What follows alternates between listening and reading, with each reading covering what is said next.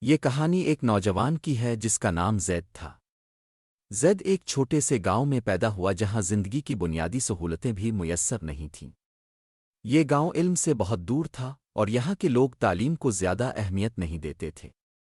لیکن زید ہمیشہ علم کی جستجو میں رہتا تھا اور جانتا تھا کہ علم ہی وہ واحد طاقت ہے جو انسان کو اندھیروں سے روشنی کی طرف لے جاتی ہے۔ زید کا بچپن دوسرے بچوں سے مختلف تھا۔ جب اس کے دوست کھیلنے میں مصروف ہوتے، زید اکثر اپنے والد سے کہانیاں سنتا جو علم اور دانائی پر مبنی ہوتی تھیں۔ وہ علم کی طاقت کو سمجھنے لگا تھا، لیکن اسے گاؤں میں کسی نے تعلیم کی طرف زیادہ مائل نہیں کیا۔ زید کا سب سے بڑا خواب تھا کہ وہ دنیا کے بڑے شہر میں جا کر تعلیم حاصل کرے اور واپس آ کر اپنے گاؤں کو بہتر بنائے۔ جب زید نے اپنے والدین سے شہر جا کر پڑھنے کی خواہش کا اظہار کیا تو وہ پریشان ہو گئے۔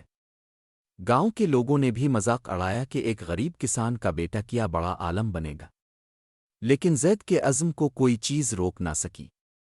آخرکار زید کے والد نے اپنے بیٹے کے خواب کی حمایت کی، حالانکہ وہ جانتے تھے کہ ان کے پاس وسائل کم ہیں۔ زید اپنے والدین کی دعاؤں کے ساتھ شہر روانہ ہوا۔ شہر میں پہنچنے کے بعد زید نے خود کو ایک نئے ماحول میں پایا۔ یہاں کے لوگ تعلیم یافتہ تھے اور جدید علوم کی بات کرتے تھے۔ زید کو شروع میں بہت مشکلات پیش آئیں، لیکن اس کا شوق اسے آگے بڑھاتا رہا۔ وہ دن رات کتابوں کا مطالعہ کرتا، لائبریری میں وقت گزارتا اور کلاس میں اپنے استادوں سے سوالات کرتا۔ اس کے اندر ایک آگ جل رہی تھی، ایک آگ جو اسے دنیا کی حقیقتوں اور علم کی گہرائیوں کو سمجھنے کی طرف لے جا رہی تھی۔ زید کی ملاقات ایک پروفیسر سے ہوئی جو نہایت عالم فاضل تھے اور انسانی زندگی میں علم کے مقام پر گہرائی سے بات کرتے تھے۔ پروفیسر نے زید کو سمجھایا کہ علم صرف کتابوں میں محدود نہیں ہے، بلکہ علم کا مقصد انسان کی شخصیت کو نکھارنا اور معاشرے میں تبدیلی لانا ہے۔ زید کو احساس ہوا کہ علم کا اصل مقصد صرف کامیاب ہونا نہیں، بلکہ انسانیت کی خدمت کرنا بھی ہے۔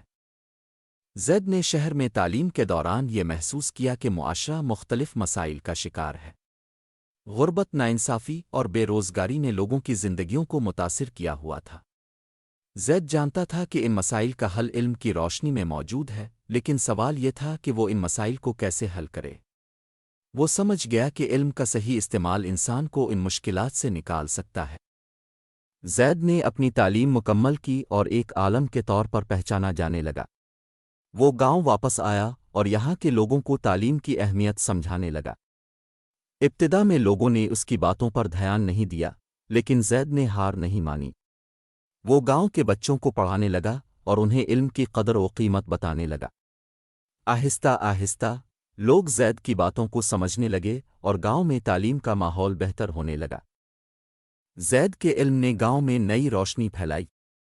جہاں پہلے لوگ جہالت کے اندھیروں میں تھے، وہاں اب ہر طرف علم کی روشنی نظر آنے لگی۔ زید نے گاؤں میں ایک اسکول قائم کیا جہاں بچے اور بڑے سب تعلیم حاصل کرنے لگے۔ گاؤں کے لوگوں کی زندگی بدل گئی اور وہ جاننے لگے کہ علم ہی انسان کو ترقی اور خوشحالی کی طرف لے جا سکتا ہے۔ زید نے صرف اپنے گاؤں تک ہی محدود نہیں رہا، بلکہ اس نے اپنی تحقیق اور علم کو عالمی سطح پر بھی پیش کیا۔ وہ دنیا بھر میں علم کی اہمیت پر لیکچر دیتا اور لوگوں کو یہ سمجھاتا کہ علم کا صحیح استعمال ہی انسانیت کو آگے لے جا سکتا ہے۔ زید کی کامیابیاں عالمی سطح پر تسلیم کی جانے لگیں اور وہ ایک مشہور عالم بن گیا۔ زید کی زندگی کا سفر اسے اس نتیجے پر لے آیا کہ علم کا حقیقی مقصد انسان کی فلاح و بہبود ہے۔ علم انسان کو یہ سکھاتا ہے کہ وہ اپنی زندگی میں دوسروں کے لیے کیا کر سکتا ہے اور وہ کیسے اپنی معلومات اور مہارتوں کو دنیا کو بہتر بنانے کے لیے استعمال کر سکتا ہے۔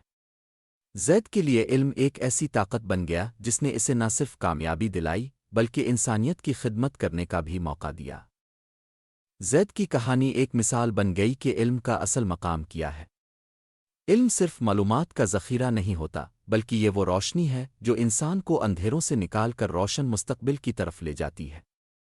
علم انسان کی شخصیت کو نکھارتا ہے، اس کی صلاحیتوں کو اجاگر کرتا ہے اور اسے معاشرتی ترقی کی طرف لے جاتا ہے۔ علم کا مقام بہت بلند ہے اور زید جیسے لوگ اس بات کا ثبوت ہیں کہ علم انسان کی زندگی میں کتنا اہم اور ضروری ہے۔ یہ کہانی ہمیں یہ سبق دیتی ہے کہ علم ایک ایسی طاقت ہے جو انسان کو نہ صرف اپنی زندگی میں کامیاب کرتا ہے، بلکہ اس کے ذریعے وہ اپنے ارد گرد کے لوگوں کی زندگیوں میں بھی تبدیلی لا سکتا ہے۔